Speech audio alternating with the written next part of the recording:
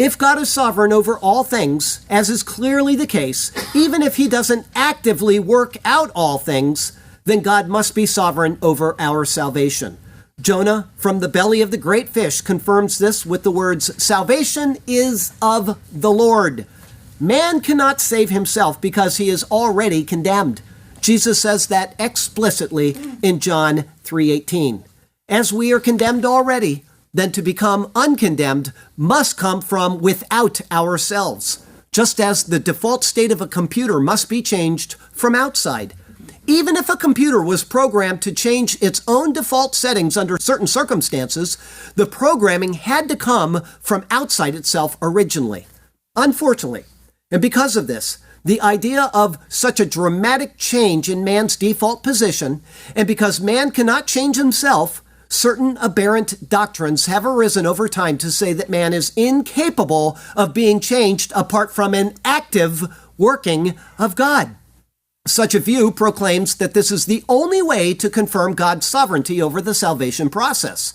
If he doesn't actively do every step of the changing, then it somehow would mean that he is not sovereign over what occurs.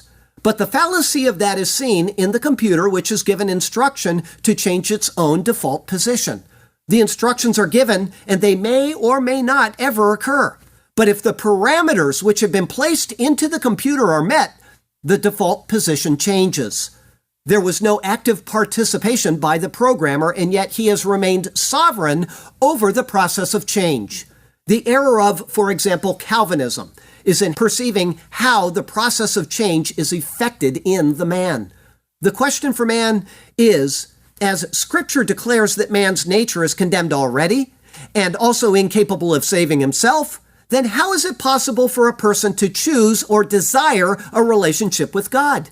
The Calvinist answer is, he cannot. Therefore, he must be predestined by God for regeneration in order to believe and then to be saved. This makes the assumption that man cannot see what is good. But that is proven false both in human nature and in Scripture. Man is not incapable of seeing that which is good, nor is he incapable of pursuing that which he sees. Further, Calvinism incorrectly uses the words of Paul to show that man cannot make a choice for salvation. Paul says in Ephesians chapter 2 that apart from Christ, we were dead in our trespasses and sins. Calvinism says that one who is dead cannot choose life, nor can he bring about a change in himself any more than a rock could. This is what is known as a category mistake. It's a fallacy or an error in thinking.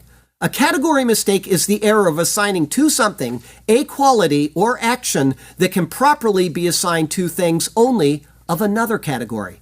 Calvinism has taken the category of dead in trespasses and sins, meaning spiritually disconnected from God, and it is assigned that same category to living man, who is a rational, cognitive organism that can choose both good and evil.